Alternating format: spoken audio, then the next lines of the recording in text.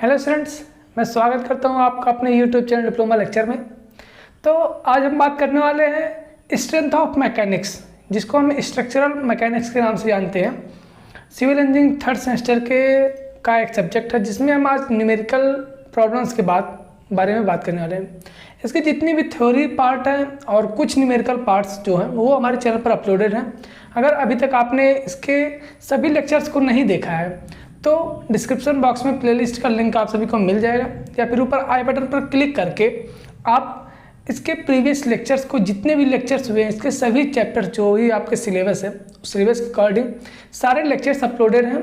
आप वहां से देख सकते हैं और अपनी तैयारी को एनहांस कर सकते हैं, आगे ग्रो कर सकते हैं। ठीक है, तो आज हम कुछ न्यूमेरिकल प्रॉब्लम्स को लेकर आए हैं, जो स्टूडेंट्स के बहुत सारे हमारे व्हाट्सएप पर मैसेज आते थे, सर ये क्वेश्चन बता दीजिए, ये क्वेश्चन है, इस टाइप से क्वेश्चन है।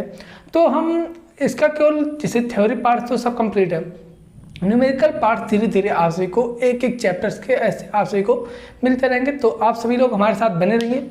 अगर आप चैनल पर नए हैं तो चैनल को सब्सक्राइब कर सकते हैं आप, और वीडियो को अपने दोस्तों के बीच में ज़रूर शेयर कीजिए, जिससे उनको पता चले कि हाँ, हमारे चैनल पर, इस चैनल डिप्लोमा लेक्चर पर सिविल इंजीनियरिंग थर्ड सेमेस्टर की सारी क्लासेस चलती हैं। और आपके जो भी सीनियर्स हैं, आप अपने सीनियर्स को ज़रूर बताइए कि सर इस चैनल पर डिप्लोमा लेक्चर पर फिफ्थ सेमेस्टर की सभी क्लासेस फ्री में अवेलेबल हैं, बिना किसी पेड के आप सभी को नोट्स भी प्राप्त हो जाएंगे। आप अगर नोट्स लेना चाहते हैं थर्ड सेमेस्टर के स्टूडेंट से, तो अभी डिस्क्रिप्शन बॉक्स पर टेलीग्राम का लिंक दिया गया है, टेलीग्राम को ग्रुप को ज्वाइन कीजिए और वहाँ से आप नोट्स डाउनलोड कर सकते हैं।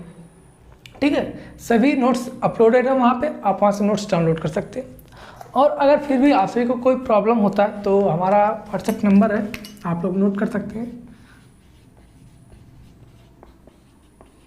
इस व्हाट्सएप नंबर पर हमसे कांटेक्ट कर सकते हैं, आपको नोट्स प्राप्त हो जाएगा। ठीक है, तो शुरू करते हैं। आज के कुछ न्यूमेरिकल प्रॉब्लम्स को लेके आए हैं हम और उनको सॉल्व करने की कोशिश करते हैं। आप लोग कैलकुलेटर कैसे लेके बैठ जाइए, ठीक है, जिससे कोई प्रॉब्लम ना हो क्वेश्चन को सॉल्व करने में, न्यूमेरिकल को सॉल्व करने में। ठीक है, तो सबसे पहला क्वेश्चन आपकी स्क्रीन पर ये रहा। ठीक है, इस क्वेश्चन में क्या कर रहा है कि इस्पात की 2 सेंटीमीटर व्यास की गोल छड़, क्या कर रहा है, इस्पात की 2 सेंटीमीटर व्यास मतलब डायमीटर की बात कर रहा है। तो डी बराबर क्या हो जाएगा, क्वेश्चन नंबर 1,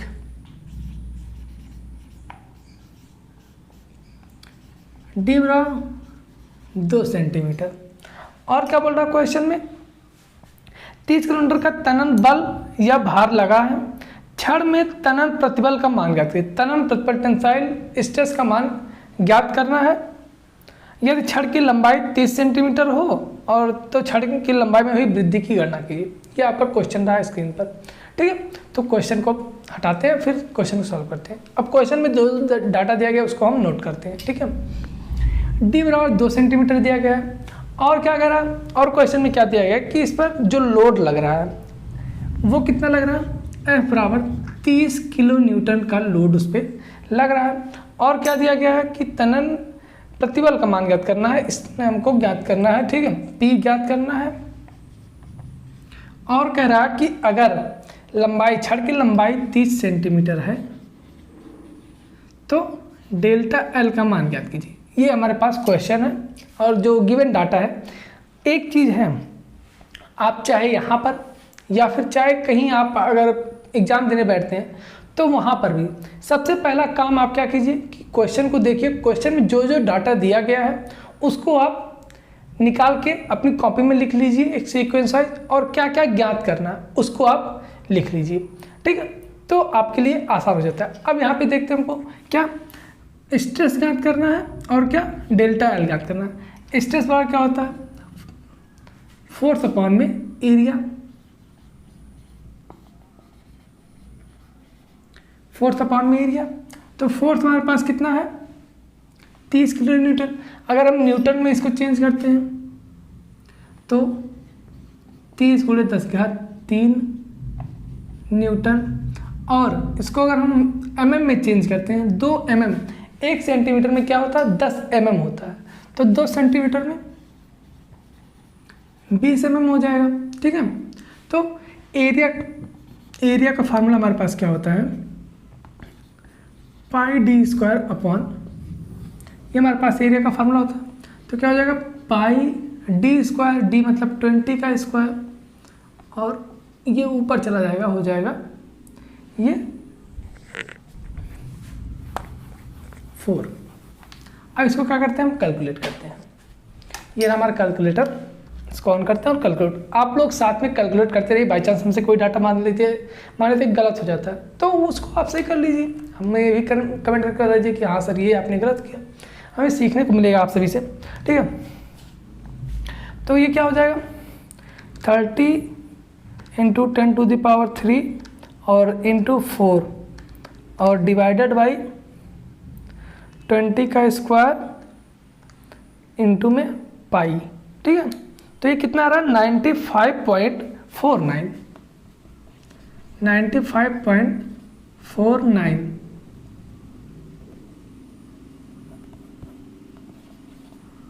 ये न्यूटन पर mm स्क्वायर हो गया, ये नीचे हमारा mm स्क्वायर हो जाएगा, ठीक है। तो ये हमारा न्यूटन पर mm स्क्वायर क्या स्ट्रेस निकल के आ गया। अब हमको क्या याद करना, डेल्टा एल। डेल्टा एल का हमारे पास फार्मूला होता है क्या, एक तो होता है पी एल अपॉन में एफ एल अपॉन ए ई, एक फार्मूला ये होता है। या अगर इसको हम स्ट्रेस के टर्म, ये तो फोर्स के टर्म में है, अगर हम इसको स्ट्रेस के टर्म में लिखना चाहें तो ये हमारे पास क्या हो जाता है, पी एल अपॉन में ई। क्यों, क्योंकि ये एफ अपॉन में ए क्या होता है हमारे पास, ये स्ट्रेस होता है, ठीक है। तो एफ अपॉन में ए को हम क्या कर लिख सकते हैं, पी लिख सकते हैं, तो पी एल अपॉन में ए। तो यहाँ से हम ज्ञात कर सकते हैं क्या, डेल्टा एल बराबर, आप चाहे तो स्ट्रेस से ज्ञात कर लीजिए चाहे फोर्स से ज्ञात कर लीजिए, बात एक ही होगी।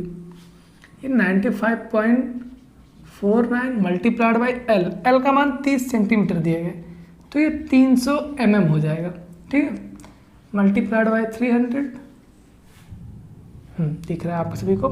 और ई का मान, ई जो यंग मॉडुलस, ई क्या हमारा यंग मॉडुलस, ठीक है, ये कितना होता है, स्टील के लिए जनरली कितना होता है, 2 × 10⁵ ई बराबर 2 × 10⁵ न्यूटन पर mm स्क्वायर। ये या फिर कभी क्या होता है, क्वेश्चन में दिया रहता, आपका क्वेश्चन में दिया था, ठीक है, और कभी कभी क्वेश्चन नहीं देता तो हम इतना ले लेते हैं, या फिर इसको गीगा पास्कल में कभी दे देता है, कभी कभी मेगा पास्कल में दे देता है। तो यहाँ पे किलो न्यूटन पर mm स्क्वायर में दिया है, ठीक है, क्या है कि किलो न्यूटन पर mm स्क्वायर में ये दिया है 2 × 10⁵ किलो न्यूटन पर mm स्क्वायर। ध्यान दीजिएगा, यूनिट का आपको ध्यान देना बहुत जरूरी होता है, किलो न्यूटन पर mm स्क्वायर। अब क्या करेंगे, तब इसको भी हमें क्या करना पड़ेगा, किलो न्यूटन पर mm स्क्वायर में रखना पड़ेगा, ठीक है। ये हमारा न्यूटन पर mm स्क्वायर है, अगर हम इसको किलो न्यूटन पर mm स्क्वायर में लिखना चाहें तो ये हमारे पास क्या हो जाएगा,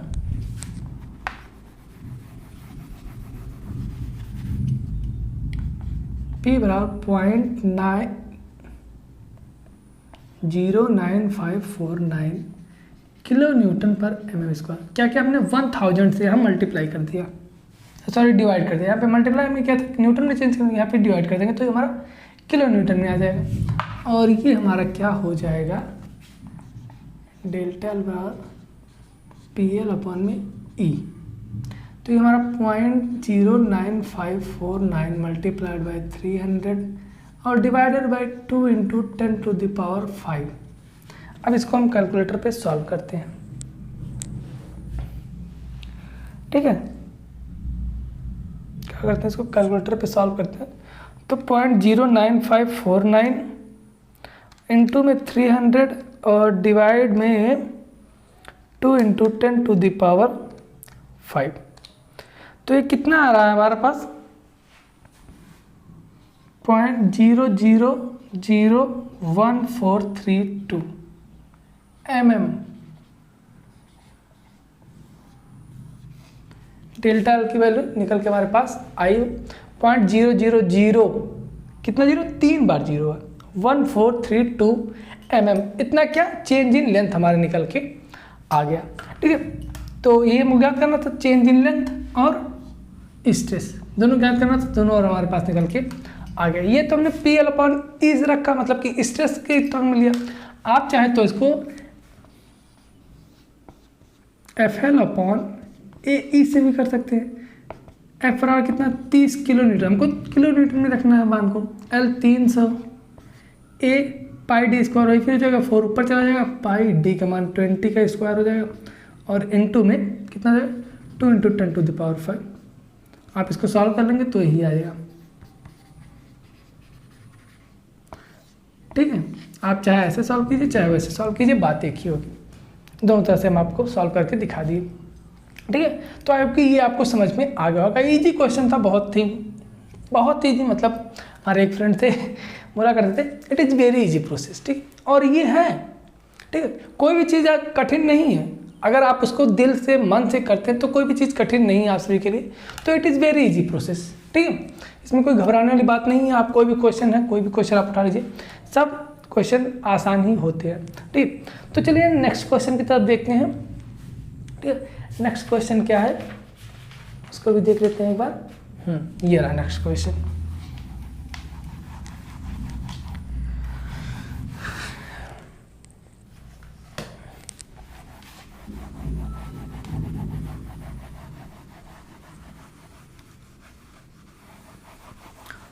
आप चाहें तो वीडियो को पॉज करके स्क्रीनशॉट ले सकते हैं। ठीक है, और अगर साथ में लगाते चले तो फिर तो क्या बात है, वाह वाह, फिर तो हाँ।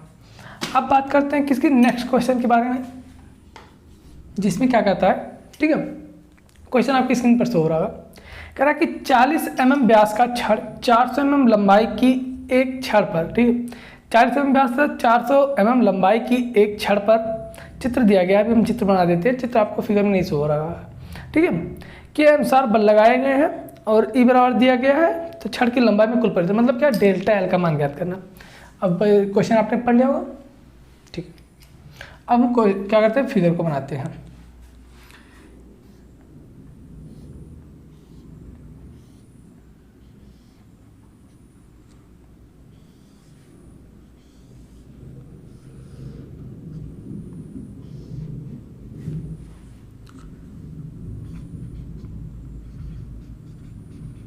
आठ kilo Newton, 6 kilo Newton, 3 kilo Newton, 7 kilo Newton, और फिर ये 10 किलो न्यूटन। ठीक है, और ये टोटल पूरी लंबाई कितनी है 400, लेकिन पर्टिकुलर सेक्शन की लंबाई कितनी दी गई 150 mm, 125 mm और ये 125 mm। ठीक है, ये लंबाई दी रखी है। Sorry,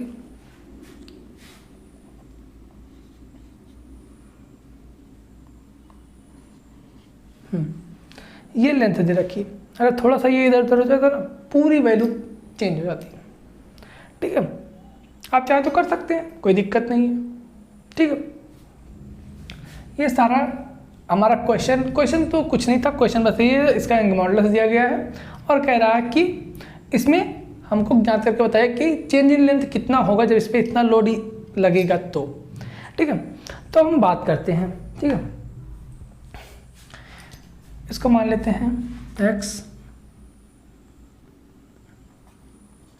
A B C D 1 2 3 खंडों में क्या किया, इसको हमने डिवाइड कर लिया। अब एक पर्टिकुलर सेक्शन उठाएंगे, उस सेक्शन पे देखेंगे कितना लोड लग रहा है, और फिर उसको हम जब लोड हमको पता चल जाएगा, उसकी लेंथ पता है। ठीक है, एरिया पता चल जाएगा। कैसे, डाया इसका दिया गया है डायमीटर 40 mm। ठीक है, क्या होगा, एरिया पता चल जाएगा, एंगल मॉडुलस दिया गया। बस हमको लोड इसमें से डिस्ट्रीब्यूट करना, अलग अलग पर्टिकुलर सेक्शन पे कितना कितना लग रहा है उतना फाइंड आउट करना। वही बस यहाँ पे आपको सोचने की ज़रूरत है। तो सबसे पहले सेक्शन 1 पे बात करते हैं। सेक्शन 1 को हम यहाँ काट के अलग कर लेते हैं। सेक्शन 1 पे इधर कितना लोड लग रहा है, 10 किलोमीटर। तो इस सेक्शन को बैलेंस करने के लिए इधर भी हमको कितना 10 किलोमीटर का लोड क्या करना, लगाना पड़ेगा। ठीक है, तो ए बी पर कितना हो जाएगा, 10 किलोमीटर का लोड लग जाएगा। इसी तरह अगर हम सेक्शन 2 को उठा लेते हैं, सेक्शन 2 पे आप एक चीज़ ध्यान दे रहे होंगे। क्या ध्यान दे रहे होंगे कि इधर साइड में कितना लोड लग रहा है, ये साइड अगर हम इसको टेंसाइन मतलब टेंशन जोड़ लेते हैं, इस साइड में टेंशन और इस साइड मतलब कि अगर इसको कुछ इस तरह से करते हैं तो ये खींच रहे हैं और ये क्या कर रहे हैं, दबा रहे हैं। तो ये टेंसाइल फोर्स जो है, ये कंप्रेशन फोर्स। तो अगर इसको हम टेंसाइल फोर्स लेते हैं तो ये हमारा कंप्रेशन हो जाएगा। हाँ, तो जब एक तरफ टेंसाइल एक तरफ कंप्रेशन लगेगा तो उसको बैलेंस करने के लिए क्या करेंगे, दोनों को एक दूसरे में माइनस करेंगे। ठीक है, अब आप ध्यान दीजिए, इधर क्या कर रहे हैं, 7 किलोमीटर का लोड लग रहा है और इधर 3 किलोमीटर का लग रहा है। एक ही सेक्शन पर्टिकुलर सेक्शन पे लग रहा है, इसी पे लग रहा है बी पे। ठीक है, ये कह रहा है इसी पे 7 का लग रहा है, एक टेंशन में और एक कंप्रेशन में। तो इसको इक्विवेलेंट करने के लिए कितना हो जाएगा, ये 7 - 3 कितना 4 किलोमीटर का लग जाएगा।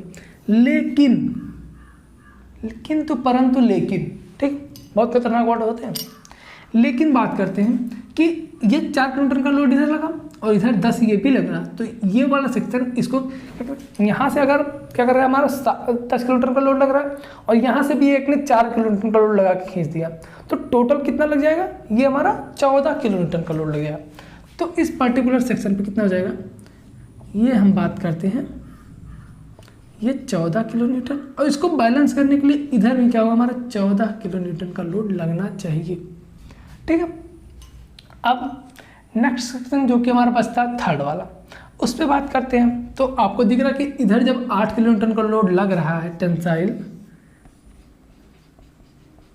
तो इधर भी क्या होगा, हमारा 8 ही किलोमीटर का लोड लगना चाहिए। ठीक है, तो ये तीनों पे क्या होगा, हमारा लोड डिस्ट्रीब्यूशन हो गया। अब एक आसान सा तरीका हम आपको बता देते हैं कि लोड को काउंट करना। ठीक है, हाथ रखिए, क्या करना, हाथ रखना, हाथ रखते हुए ऐसे बढ़ना, चाहे आप इधर से इधर आइए चाहे आप इधर से इधर जाइए, बात एक ही पड़ेगा। अगर आप इधर से इधर जाते हैं तो ये चीज़ टेंशन और ये चीज़ कंप्रेशन हो जाता है, लेकिन आप इधर से इधर आते हैं तो ये चीज़ टेंशन और इधर वाला ये चीज़ कंप्रेशन में हो जाएगा। ठीक है, बस इतना सही अंतर है। तो इधर हम हाथ रखते हैं, हाथ रखते रखते जाते हैं, देखते हैं ए पे कितना लोड दिखा हमको, 10 किलोमीटर। हमने 10 चेस्ट इधर लगा दिया, फिर इसके दूसरे सेक्शन पे दूसरे एंड पर भी क्या किया, हमने 10 लगा दिया। फिर हम बाद आगे जाते हैं, देखते हैं फिर इस पर कितना लगा, 7 इधर लगा लेकिन 3 इधर लग रहा है, 7 इधर लग रहा है लेकिन 3 इधर लग रहा है, तो इसको माइनस कर देंगे, लेकिन 10 इधर भी लगा हुआ, तो इन दोनों को क्या होगा, टोटल इधर देखा 10 देखा,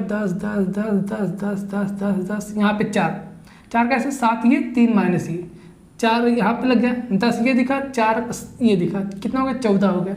फिर इधर गए,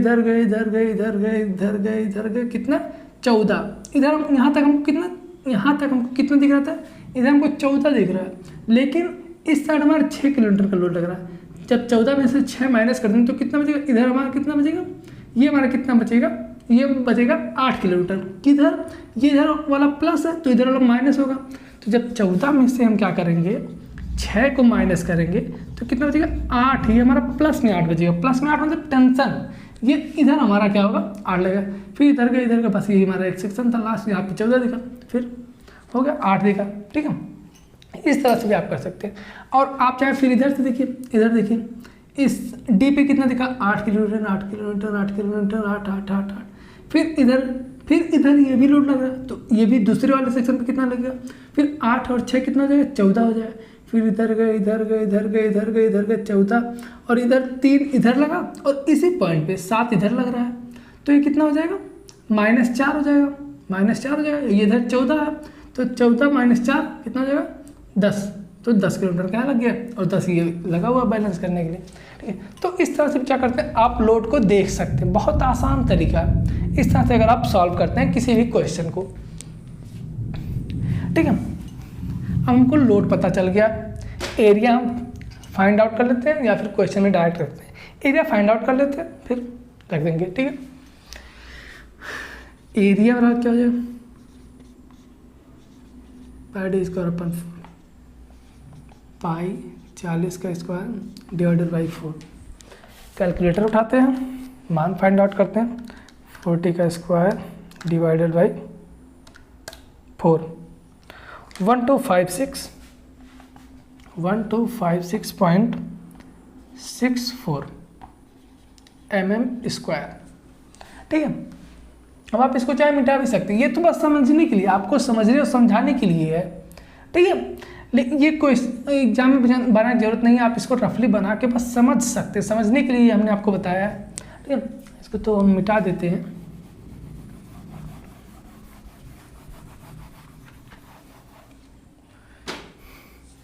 ये एरिया हमारा आ गया, ये मॉडुलस हमारा दिया गया 2 × 10⁵ न्यूटन पर mm²। ठीक है, अब पर्टिकुलर एरिया पे हमारा लोड पता चल गया। अब एक एक करके हम ज्ञात करते हैं, और लेंथ सबकी हमको पता है, तो उसको हम लिखते नहीं। कैसे, अब डेल्टा L1 ज्ञात करते हैं। क्या डेल्टा L1 ज्ञात करते हैं, तो क्या हो जाएगा, F1 L1, एरिया सबका बराबर है तो A, E सबका बराबर तो E। ठीक है, अब डेल्टा 2 क्या हो जाएगा, F2 L2, एरिया सेम है एंड मॉडुलस सेम है।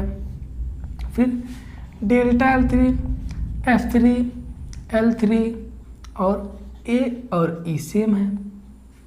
ठीक है, आप इसको चाहें डायरेक्ट डेल्टा L बराबर क्या हो जाएगा, delta L1 delta L2 plus delta L3, F1 L1 upon में AE plus F2 L2 upon में AE plus F3 L3 upon में AE। यहाँ से हम क्या करेंगे, 1 अपॉन AE कॉमन कर लेंगे, बचेगा F1 L1 F2 L2 F3 L3। Finally आप फार्मूला ये लगा के सॉल्व कर सकते हैं। ठीक है, ये हमने आपको बस समझाने के लिए इतना लंबा प्रोसेस किया। आप एक पर्टिकुलर करके फाइंड आउट करके भी ऐड कर देंगे तो भी आपका मान सही आएगा, आप ऐसे करके सॉल्व करते तो भी आपका मान सही आता है। ठीक है, तो हम ऐसे डायरेक्टली सॉल्व करने की कोशिश करते हैं। ठीक है, बस आपको समझ में आ गया ना कैसे है।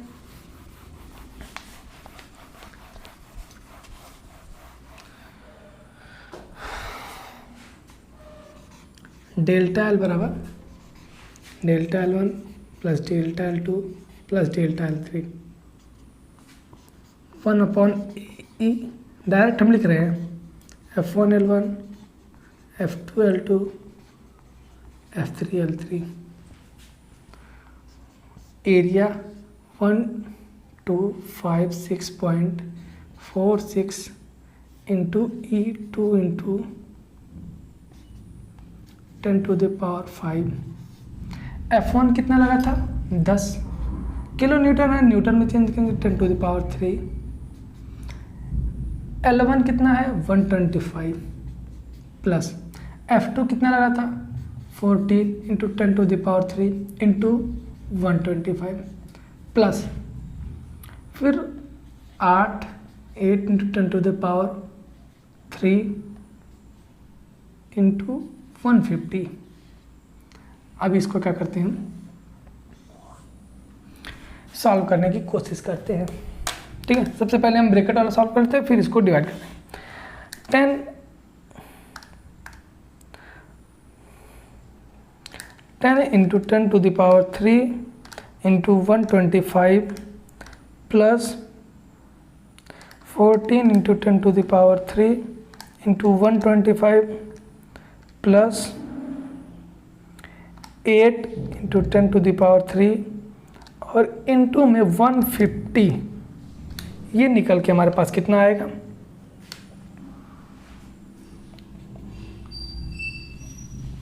ये निकल के आएगा 42000000। और ये हमारा इसको सॉल्व कर लेते हैं, तो 2 इंटू 10⁵ और इंटू में 1256.64। ये 251328000 और अब इसको क्या करते हैं, डिवाइड कर देते हैं इससे 42000000 डिवाइडेड बाई इतना, तो ये हमारे पास निकल गया 0.01671 mm। ठीक है,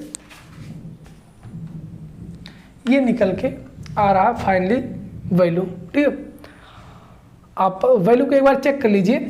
ठीक है, बाकी प्रोसेस तो ठीक है, आप वैल्यू को एक बार चेक कर सकते हैं, बाई चांस कहीं मिस्टेक है।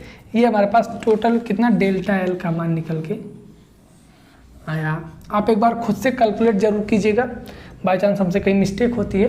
ठीक है, तो आई होप कि आपको समझ में आ रहा होगा, समझ में आया होगा ये क्वेश्चन कैसे हमने सॉल्व किया। ठीक है, तो सेम प्रोसेस यही होता है अगर कहीं भी आपको डेल्टा एल का मान गया।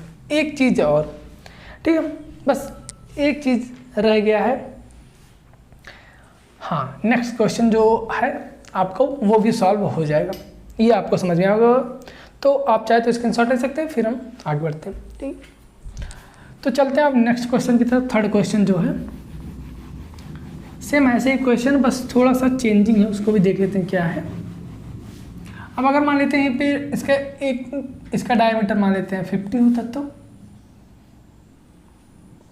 ये 50 अगर होता, ये 40 रहता, तो थोड़ा सा चेंजिंग हो जाती ना। तो वही चीज़ देखते हैं।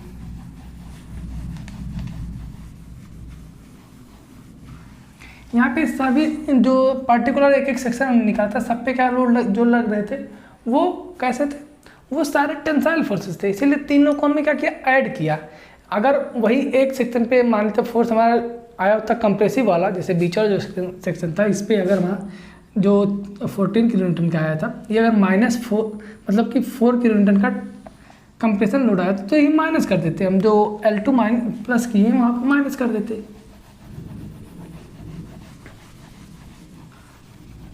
ठीक है,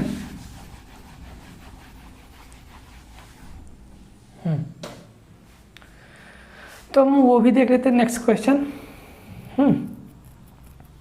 नेक्स्ट क्वेश्चन में क्या कह रहा, क्वेश्चन नंबर 3, सेम क्वेश्चन है। क्या क्वेश्चन क्या कह रहा है, क्वेश्चन देख लेते हैं। इसमें क्या है, सेक्शन सेम है, देख लेते हैं।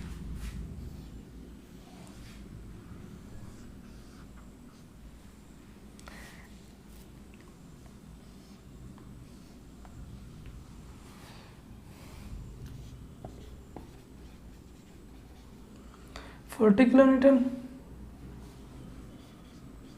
90 किलो न्यूटन, 20 किलो न्यूटन और फिर 30 kilo Newton. First, second, third, 1000, 800, 200, 1000, 800, 200। ठीक है, डायमीटर कितना दिया है, 30 mm, 30 mm ये होगा। और यंग मॉडुलस कितना दिया गया, 2 × 10⁵ न्यूटन पर mm²। ठीक है, ये होगा। अब डेल्टा एल का मान इसमें ज्ञात करना है। क्या डेल्टा एल का मान इसमें ज्ञात करना, हमको एरिया ज्ञात करते हैं, πd² 4 πd का मान 30 का स्क्वायर डिवाइडेड बाई 4। कैलकुलेटर लेके आप सॉल्व करते रहिए साथ में।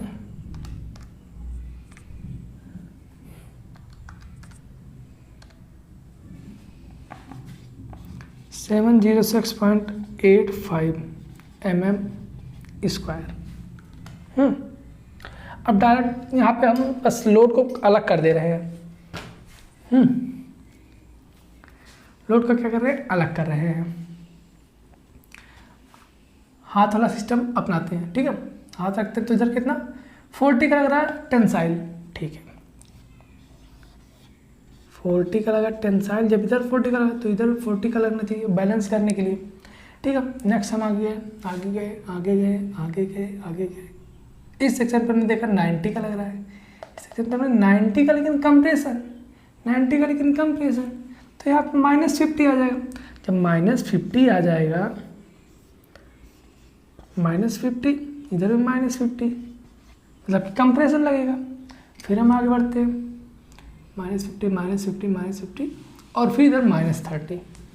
क्या, फिर इधर आते हैं 50 में से -20 इधर प्लस है, 20 माइनस कर देंगे तो ये कितना हो जाएगा, फिर -30 बचेगा और इधर -30 है कंप्रेशन। मतलब ये एक टेंशन में, बाकी ये दोनों कंप्रेशन में लग रहा है। अब इसको हम कैलकुलेट करते हैं। ठीक है, अब तो ये आपको समझ में आ रहा हो कैसे हम कर रहे हैं हाथ रख के। ठीक है,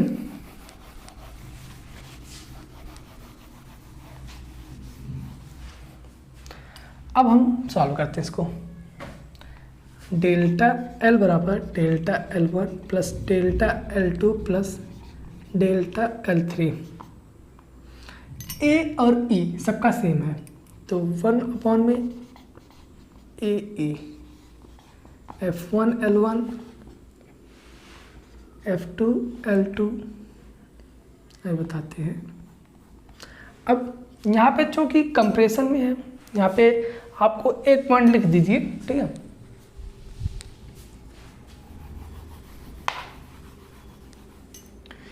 चूँकि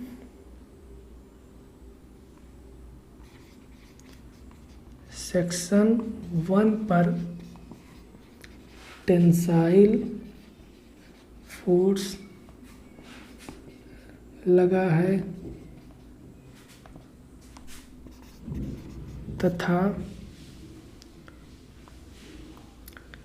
सेक्शन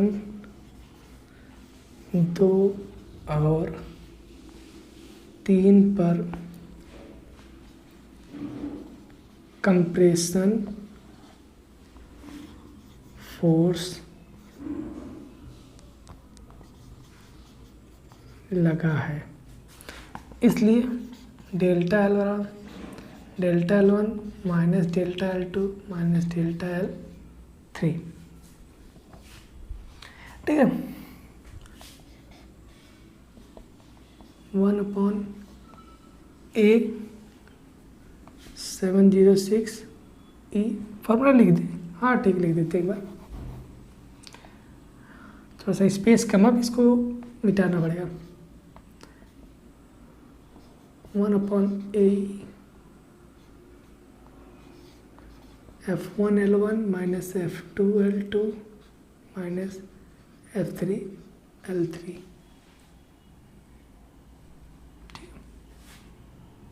थोड़ा सा 1 मिनट,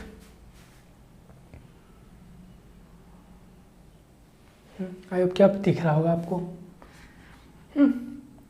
तो अब मान रखते हैं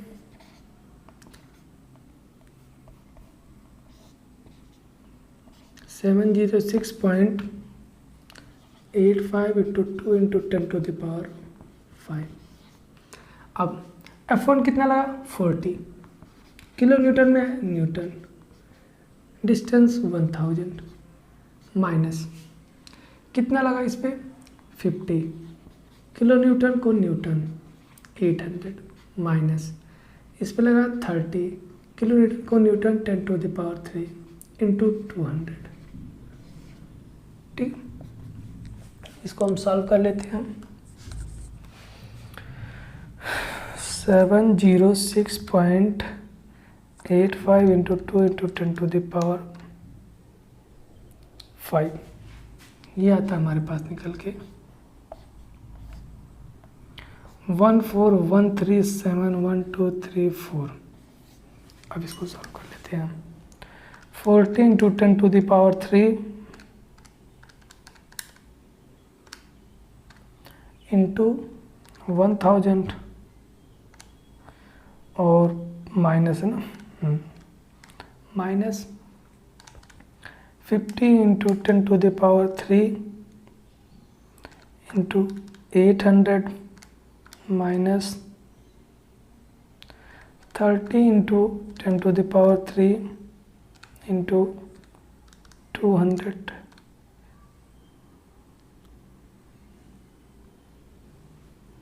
ये हमारा कितना निकल के आ रहा है?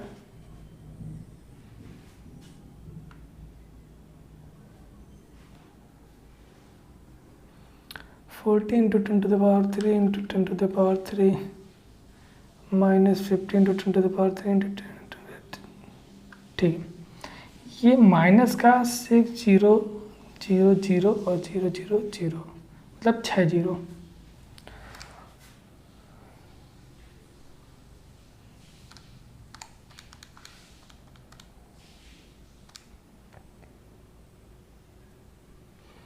वन 4 1 3 7 1 2 3 4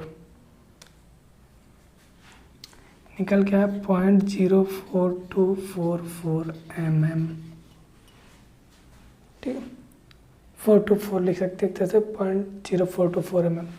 ये हमारा क्या माइनस में निकल के आ रहा है,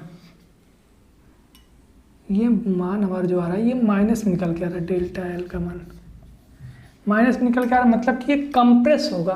जब प्लस में निकल गया तो मतलब वो खींचेगा, माइनस में जब वही मान निकल गया तो मतलब कंप्रेस होगा ये चीज़। इसको जब हम खींचेंगे तो इसकी लेंथ क्या होगी, ये फैल रही है, इसको जब निकाल रहे हैं तो ये फैल रही है, मतलब कि टेंशन लगा। अब इसी को ऐसे है, इसको दबा दिए क्या होगी, इसकी लेंथ रिड्यूस होगी, मतलब माइनस में इसका मान निकल के आएगा। ठीक है, तो ये क्या हुआ हमारा नेक्स्ट क्वेश्चन हो गया। आई होप कि आपको समझ में आया होगा। ठीक है, कैलकुलेशन आप खुद से जरूर कीजिए, बाई चांस हमसे मिस्टेक हो जाए तो इसे आप कैलकुलेशन जरूर कीजिए खुद से, आपको भी खुद पे विश्वास होगा एक, और आपकी प्रैक्टिस भी अच्छे से होगी। अब अगर ये डायरेक्ट चेंज होता तो एरिया सबका अलग अलग होता और एरिया का मान भी अलग अलग रखना पड़ता। यंग मॉडुलस सेम है। अब अगर किसी दो मटेरियल को आपस में जोड़ा जाए जिसका यंग मॉडुलस चेंज है तो यंग मॉडुलस भी अलग अलग रखना पड़ेगा। चीज़ें वही है, बस थोड़ा सा मॉडिफिकेशन करना पड़ेगा। ठीक है, आई होप कि आपको समझ में आया होगा। अब एक और क्वेश्चन देख लेते हैं। ठीक है,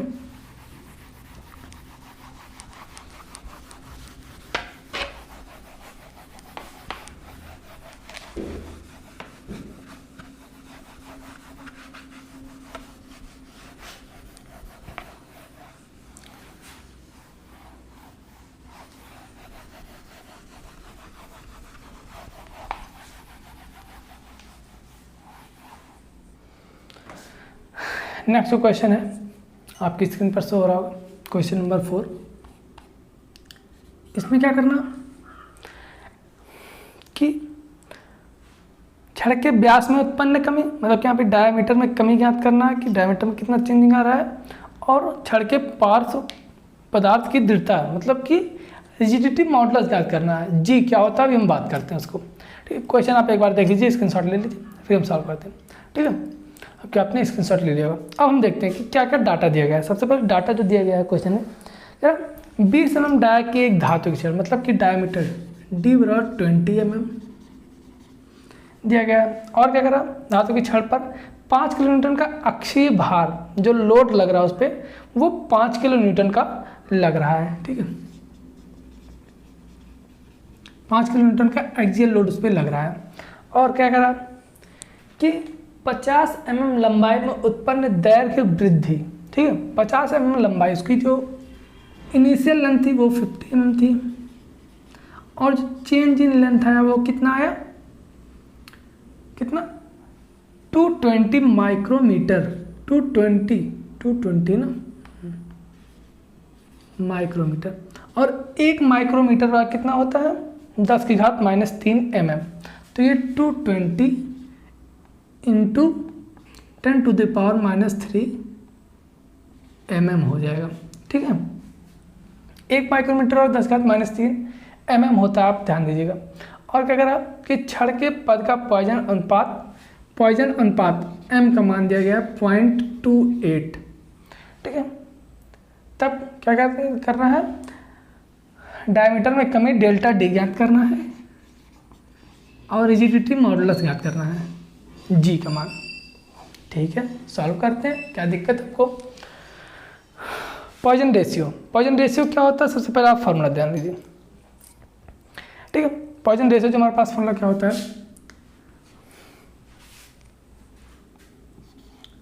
डेल्टा डी अपॉन में डी 1/m इंटू ई। ये हमारे पास क्या होता है, फॉर्मूला होता है पॉइजन रेशियो का। पॉइजन रेशियो क्या होता है, लेटरल स्ट्रेन अपॉन में लेटरल स्ट्रेन अपॉन में लॉन्गिट्यूडिनल स्ट्रेन। ये क्या होता है, पॉइजन रेशियो होता है।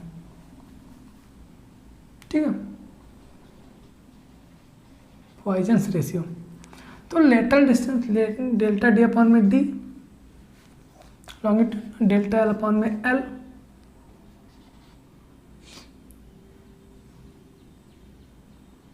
सॉरी ये थोड़ा सा मिस्टेक है।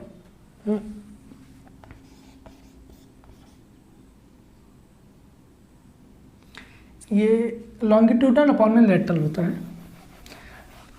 लॉन्गिट्यूडनल अपॉन में लेटरल मतलब कि क्या हो जाएगा, डेल्टा एल अपॉन में एल अपॉन में डेल्टा डी अपॉन में डी। तो ये बराबर क्या हो जाएगा, एम अगर हो जाता है तो ये क्या हो जाएगा,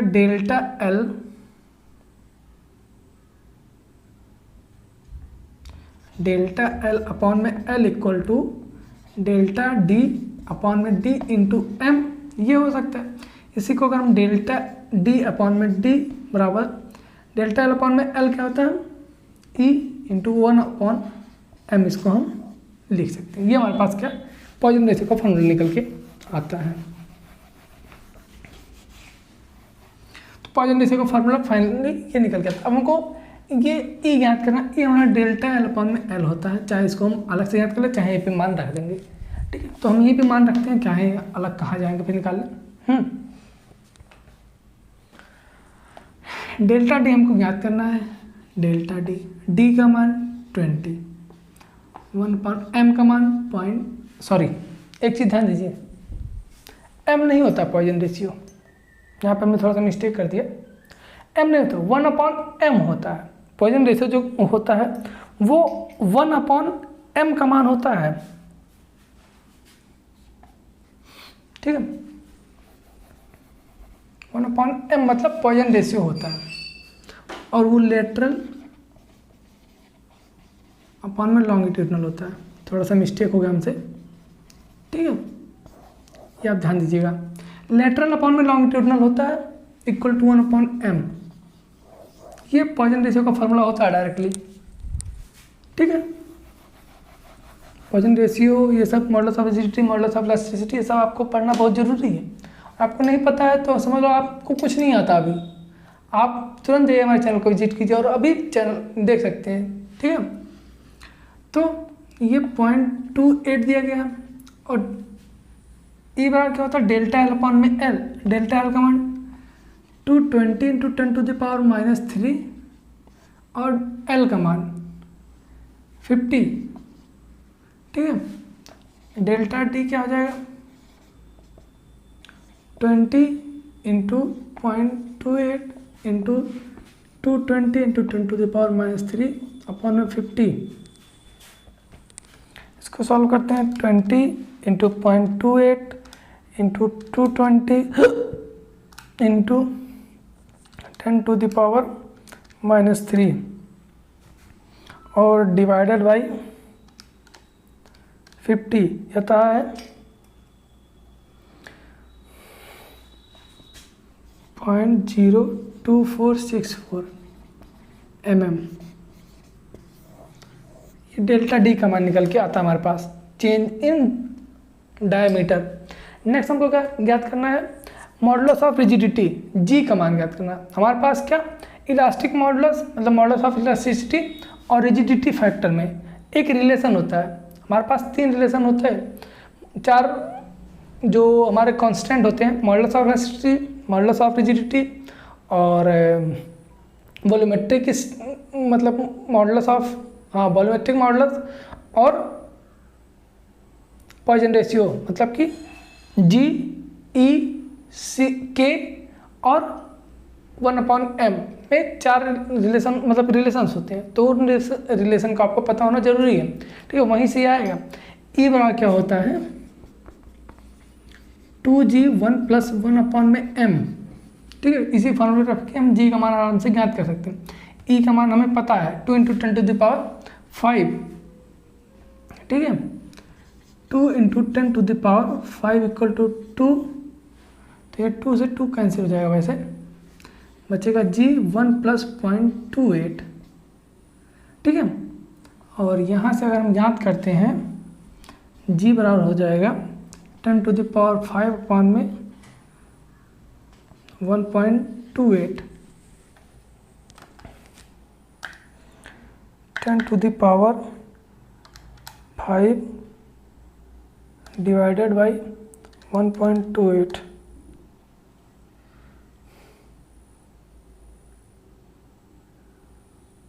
सॉरी e का मान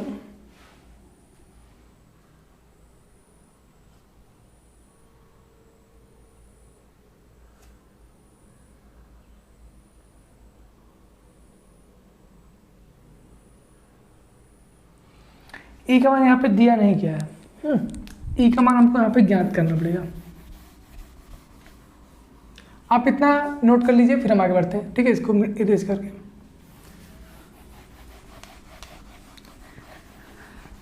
ई का मान यहाँ से हमको ज्ञात करना पड़ेगा। कैसे, ध्यान दीजिए, ये एक्सियल लोड दिया गया ना, क्या ये एक्सियल लोड का मान इसीलिए दिया गया ताकि हमको ई का मान पता चले। डेल्टा एल बराबर एफ एल अपॉन में ए ई, ठीक है। डेल्टा एल का मान 220 × 10⁻³ इक्वल टू एफ एल 5 × 10⁻³, ये हो गया 50। एरिया हमारा πd² में 4,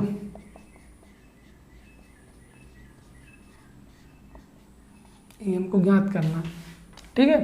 तो ई बराबर क्या हो जाएगा हमारा 5 × 10⁻³ × 50 × 4 अपॉन में 220 × 10⁻³ इंटू पाई इंटू 20 का स्क्वायर,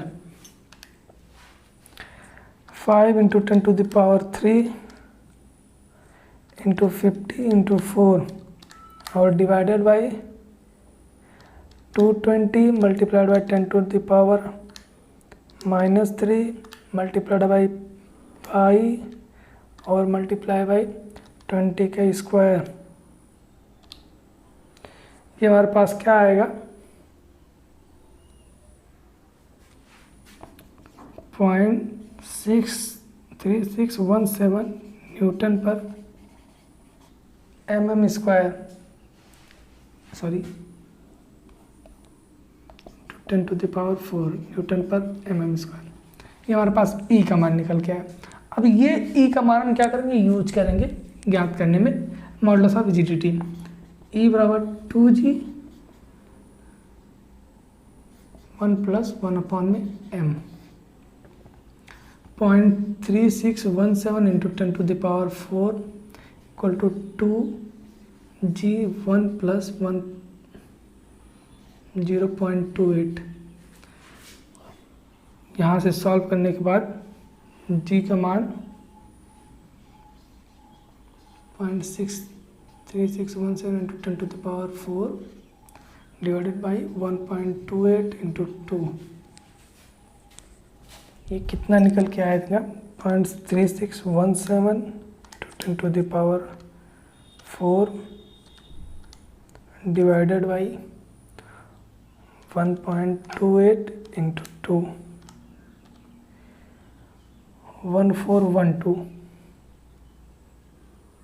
1412.89 है हमारा, कितना 1412 mm, सॉरी ये mm मैंने न्यूटन पर mm स्क्वायर में आएगा ये चीज़, किसमें न्यूटन पर mm स्क्वायर। इसको हम लिख सकते हैं 1.412 ×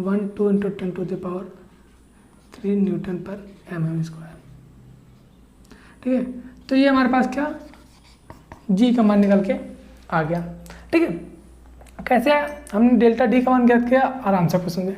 ई का मान हमको यहाँ पे दिया नहीं गया है, ठीक है। यहाँ पे हम ये भी नहीं कहा गया कि स्टील का जो छड़ है, ऐसा कुछ नहीं कहा गया क्वेश्चन में, ठीक है। तो यहाँ पे हमको ई का मान ज्ञात करना पड़ेगा। तो ई का हमने याद किया। अब इस फार्मूले से ये हमारे पास रिलेशन अगर आपको ये पता है तो आप ये फार्मूला मतलब ये क्वेश्चन सॉल्व कर पाएंगे, वरना नहीं। ठीक है, तो ये रहा सॉल्यूशन। आई होप कि आपको समझ में आया होगा। तो अगर आपको समझ में आया हो तो वीडियो को लाइक कीजिए और अपने दोस्तों के बीच में शेयर कर सकते हैं। अगर आप चैनल पर नए हैं तो चैनल को सब्सक्राइब कर सकते हैं। तो आज के लिए बस इतना रखते हैं, मिलते हैं आपसे नेक्स्ट वीडियो में नए चैप्टर के न्यूमेरिकल्स के साथ। तब तक के लिए धन्यवाद, थैंक यू।